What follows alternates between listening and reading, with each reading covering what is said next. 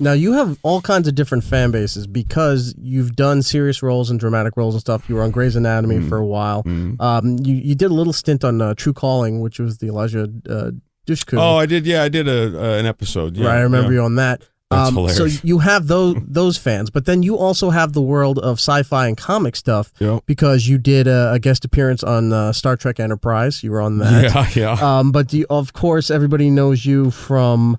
well, I guess I didn't say Supernatural. They know you. You were very well known on there. Yeah. And you were the comedian on Watchmen. That's right. And it's kind of hard. Losers and yeah, I've done quite a bit of the comic book world and Supernatural is a huge thing. I just actually got back from I did like my second convention, Supernatural convention, which is something to behold. I'd always said no to them because I had no clue what they were and how many people were. Oh, you're so going to learn crazy. fast. Well, that's what I'm hearing. Yeah. That's what I'm hearing. There's not going to be a point where, look, I'll say this. People may know you best as a comedian on Watchmen. Yeah. Other people may know you best as Denny Duquette or John Winchester on Supernatural.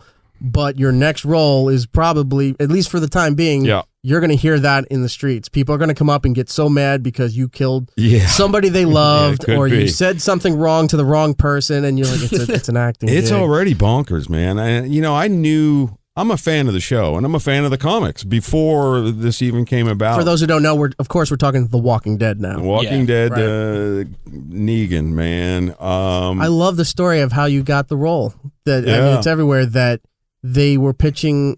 agent or somebody called you and said, hey, they have this role, it's a bad guy, we're not sure who it is yet. It's a true story, you knew man. right off the bat and said, I am fucking doing this role. That's the fucking truth. My agent manager got on the phone with me. They're required to tell me of any offers that come in, and they called, and I'm not sure that they were convinced that it was something I should do, just by the tone of the initial conversation, but it went something to the effect of, hey, so The Walking Dead called and they have offered you this role and it's to be a big bad on the show. And, I know the show and I know where we are in the show and I know who's fucking coming. Yeah. And so I'm like, is it fucking Negan? And they're like, we don't know. It's like a secret and we're going to have to call. And I'm like, no. This is fucking Negan.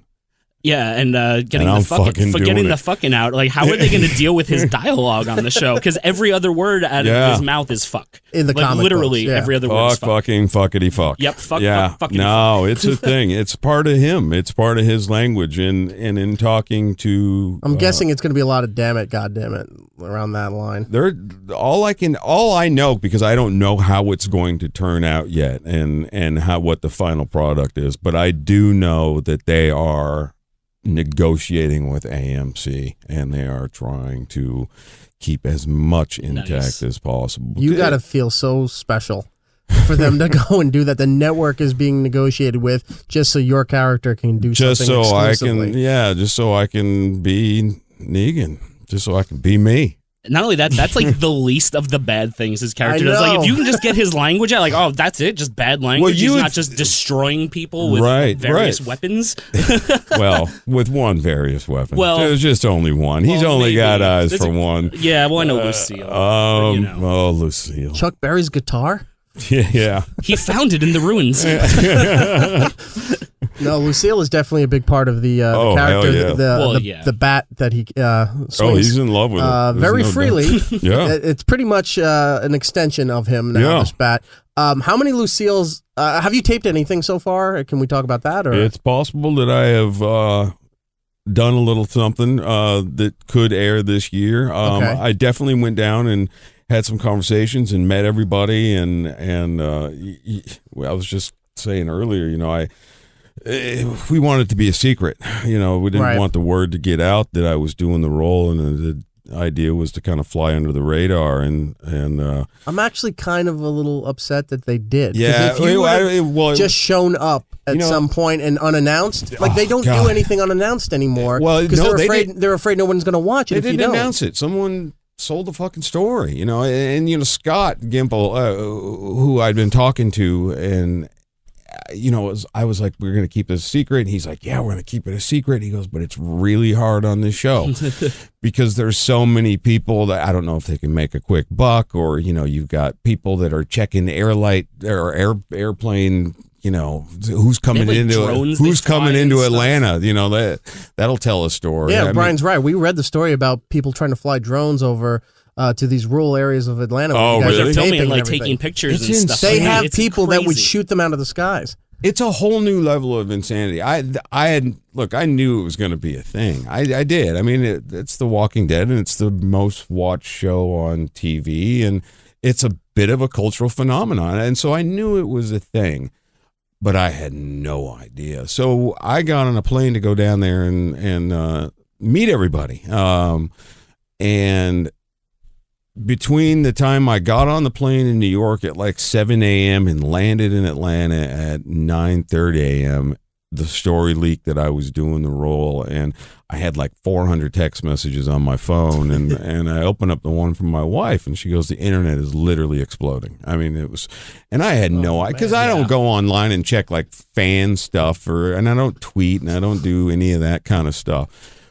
But I mean, it was literally, it was nuts. It's throwing fresh meat to the zombies. It really, so I had no real idea just how big it was going to be. So it's a real quick introduction into the craziness that is The Walking Dead, and it's already just already walking down the street. Normally, people are pretty respectful in New York of actors. New York's a little different. If they see somebody, sometimes they'll go up and say, hey, sign something, take a photo.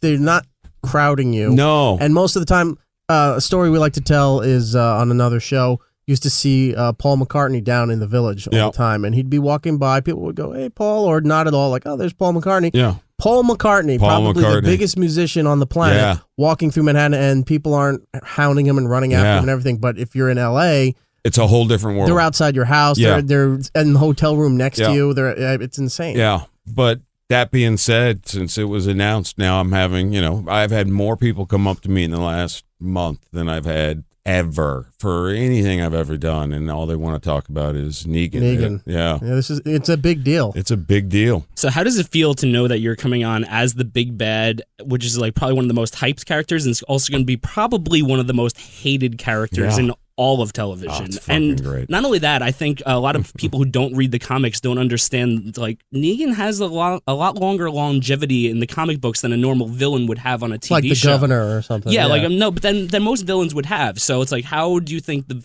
fans are going to react to a big bad guy who might stick around for a lot longer than they're planning on?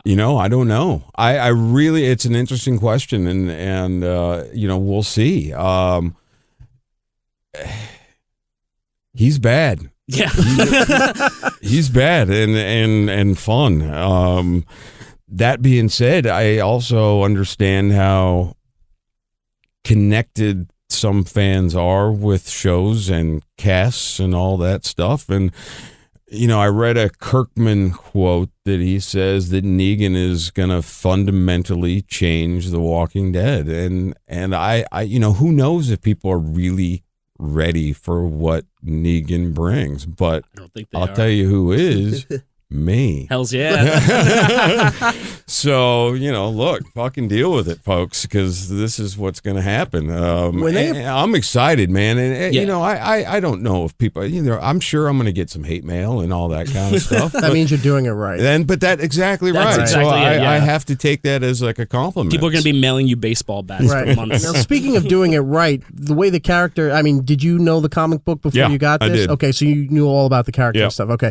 The way the character is portrayed, do they give you any guidelines as how to portray him for the TV show? Do you get any kind of creative input as far as, like, I'm thinking I might want to portray him as this kind of role? Do they let you have that kind of freedom? Or do they work with you closely on crafting this? It's a working relationship now. Look, you've got a really great foundation in the comic book.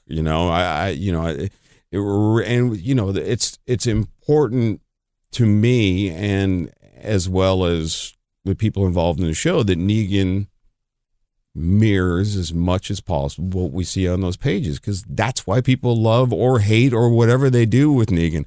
It's how people feel about Negan is pretty fucking specific. It's appreciated on all sides. And I don't want to change that. I want people to fucking hate him or love him if they're crazy, whatever it may be. But there are things that you have to interpret between each panel of that comic book in bringing him to life.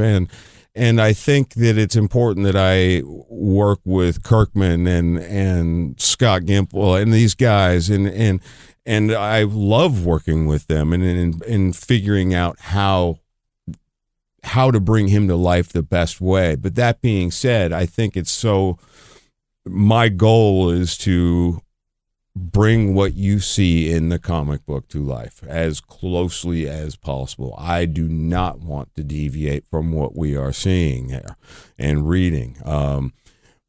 So it's going to be interesting because, we've already touched on the fact that he has a certain way of talking, for instance. I don't want to change that. Give me those. Yeah. Give me those fucks, It's how he expresses himself, all of them, every single fucking one. Dear AMC, Jeffrey wants you to give him those fucks. Yeah. But I think it's in answering that question, it's going to be a big team collaborative effort, which I love. And I think the guys that are doing this show, cast, crew, all of them are writers, and they're all keenly aware of what this character means and what he can bring to the table, and it's important that we do it right. And I think I just want to play homage to what Kirkman has created and make sure we get that right. So as close as possible, man. Unfortunately, we're running out of time with you, Jeffrey. I could sit here and talk to you forever. I'm sure Giddles could too. Brian, I'll throw the last question to you before he has to go. I totally brain farted right now. You put me on the spot, man. You said we were wrapping up, and then you asked me to say that. I was just gonna fuck. Nothing. My brain just farted. All right. I'm sorry. I know that I'm just getting it caved in my head. Man, you got the eyeball popping out of your skull. All I'm gonna say is that for people who don't know about Negan, who are listening, do not read up on him, because it would be much better to be spoiled by his appearance than it would be to be spoiled. Because I know lots of people, when you were announced as Negan, were like looking it up, and they're like, "Oh, now I just had 40 issues of the comic spoiled for me." It's like, well, don't look it up. Don't look it up. I mean, it's a big shocker. If you can avoid it, avoid it. Yeah. And I think so many people watch the show that there'll be a good mix that'll be surprised. Yeah. And who knows? I mean, I don't even know what I'm going to do yet as far as the character, what he does. They do deviate enough from those comic books on the show because of characters that are loved or whatever else and story points that, I can only tell you that I want to make Negan as much Negan, but his actions, we'll see where they go. Well, that prologue kind of left it off in a precarious situation where we don't know. That's right. Yeah. Just all your shit belongs to Negan, man. Yep.